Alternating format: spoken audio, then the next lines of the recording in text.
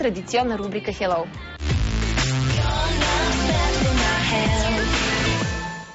Пластичната операция на ушите или отопластиката е една рутинна интервенция с много добър резултат. С отличен резултат видим веднага.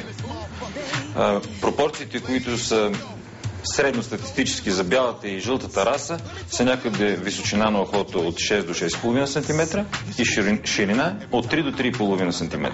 Когато тези пропорции не са съответни или просто едното ухо не е симетрично на другото, се налага да се направи интервенция отопластика или пластика на уши.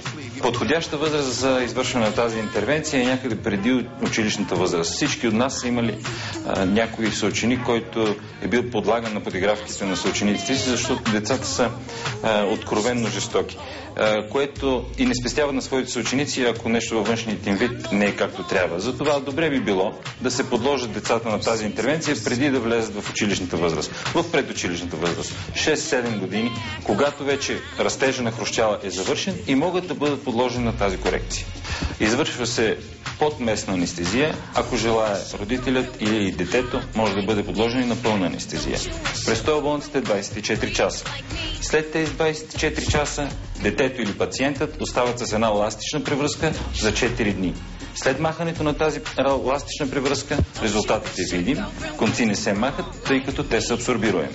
Самата оперативна интервенция протича последният начин. Прави се един вретеновиден разрез, при който се изрязва излишната кожа. След това се препарира хрущяла, така че да може да се сложат правилните шелове, за да се прибере ухото към главата. Изрязва се тънък лист от хрущяла, който да не създава напрежение, за да не пречи на ухото да се прибере към главата, след което се поставят неабсорбируеми конци, за да държат ухото прилепнало към главата и се затваря кожата послойно с абсорбируеми конци.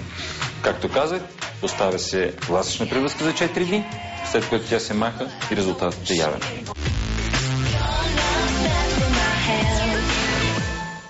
След като сме